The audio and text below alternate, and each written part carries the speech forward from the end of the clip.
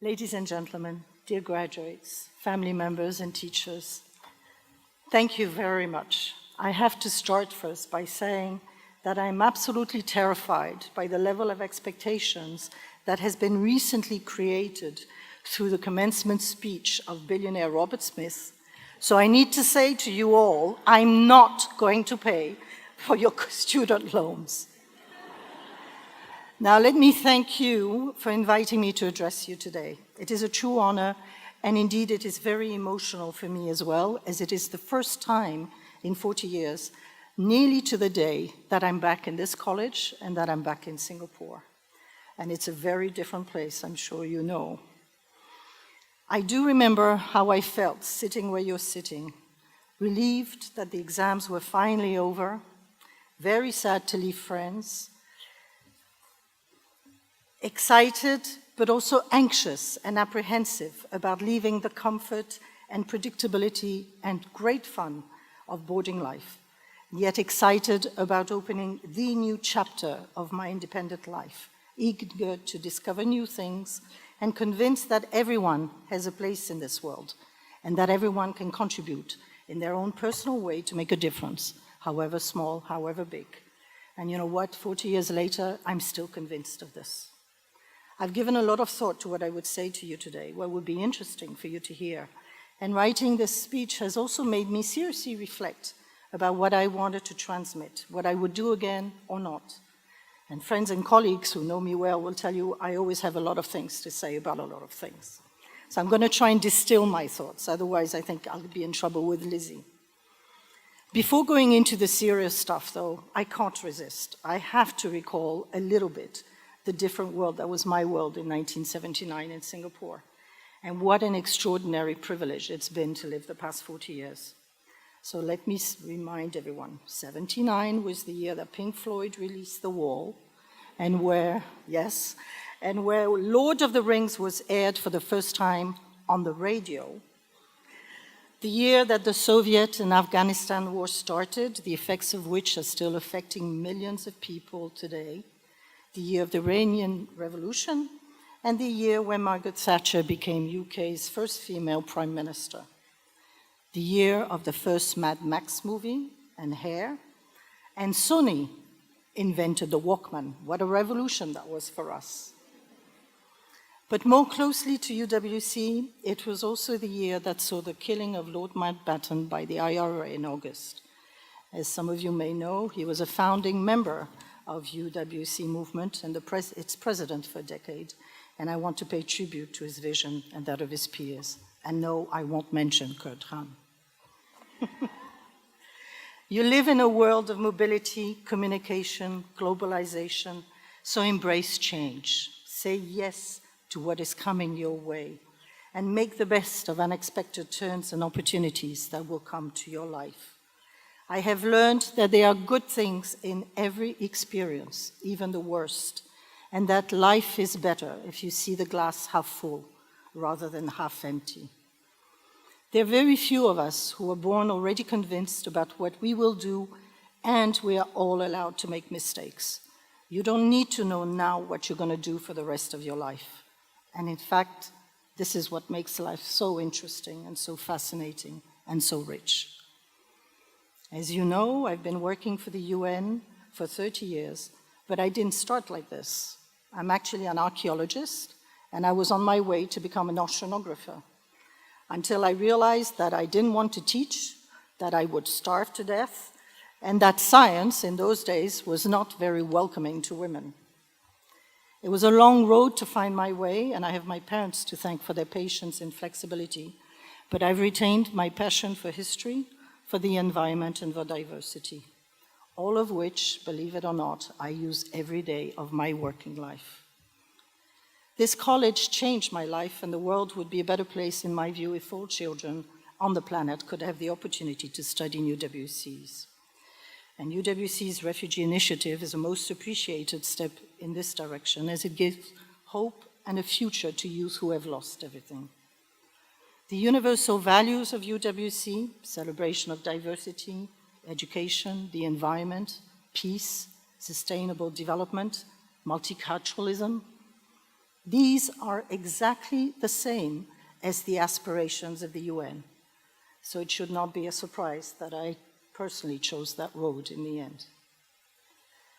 Now the serious stuff. Every generation feels that the world has become more complicated, more negative, more dangerous, and I'm no exception to this. As one of Geneva's college principals said last year in graduation, my generation feels sometimes that we have moved from a society of values to a multicultural society of leisure. Yes, there is some truth in this, and there are real temptations and real threats. But fundamentally, what binds humankind, what makes human different, are values. Through my work on 4 continents in all societies, no matter what your political association, your religion, your race or ethnic group, or the color of your skin, I've seen the best and the worst of man. From the Rwandan genocide of 1994 to the refugee camps in Zaire, we saw the essence of horror, but at the same time, the greatest generosity and heroism as thousands and thousands of people risked their lives to protect and hide others. In Romania, in 1989, during and after the revolution, it was hope and the reconstruction of a country in ruins that dominated everybody's energies, including that of the refugees. And in Chechnya, we witnessed the terrible misery of thousands of displaced persons. But it is also in their community strengths and their supporting each other that they manage to continue and build their lives. In Asia, most countries have not acceded to the Refugee International Convention, and yet many have been hosting thousands and thousands of refugees for decades as part of neighborly responsibility and solidarity. So what does all this tell us? It tells us that hospitality, abnegation, and generosity are universal values, that individuals and societies can survive, rebuild, and move on from catastrophic events, that the collective is stronger than the one, and that turning away is not an option. There are a few things I've learned from each and every refugee situation. It is not easy, but necessary to be humble and to truly listen to people. That humans have amazing resilience and that courage is not the absence of fear or loss, but rather the ability to master them. And most importantly, that it could happen to anyone, anywhere. So we must never take peace for granted. It needs to be defended, very actively defended, and sometimes even fought for.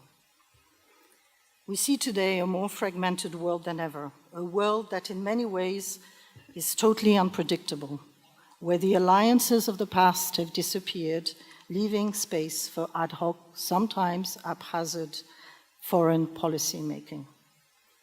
A world of fast communications, where the anonymity of social platforms and the toxicity of the language of politics have opened scepters of intolerance, bigotry, fear, and fierce nationalism. This is dangerous because societies can only be truly prosperous, stable, and peaceful if they include everyone. As citizens, we have rights, but we also have obligations. And you know this because you have had the privilege of learning and living in a multicultural diversity that promotes understanding and tolerance. Please keep this alive. It is one of WC's most precious gifts, and each of you, each of us, can make a difference. As Dante said, the darkest places in hell are reserved for those who maintain their neutrality at times of moral crisis. But amongst all the things I have done or not done in my life, there is one enormous regret and one particular legacy that I'm not proud of, that I think none of my generation are proud of. And it will drive your lives and your values for years to come. And this is the state of our planet. Earth will die if humans do not take action. And this entails that all of us and generations to come are going to have to balance our legitimate aspirations for personal needs with the vital importance of preserving the collective and the global well-being. This will mean perhaps accepting less individual comfort and taking conscious decisions about the impact of each and every one of our actions, and measuring this against the need to preserve the diversity and the beauty of our land for generations to come. And it will mean holding ourselves accountable, as well as holding states and companies accountable. Not easy, but it is absolutely essential, and every step will count, don't doubt that. Let me close by congratulating and sincerely honoring each and every single one of you for this graduation, as well as your families, your friends, and all the teachers. They shaped my life, the teachers of 1972 to 1979. They have all supported you and accompanied you to this point, but I also want to congratulate your parents, who deserve a special mention of appreciation and who today are full of joy and pride for your success, and probably some anxieties for your future as well. My final words will be those of Fridtjof Nansen, well known for many achievements, but also our very first High Commissioner for Refugees. And I have two quotations. I couldn't choose between one, so you'll get both. The first one is this: have you not succeeded? Continue. Have you succeeded? Continue.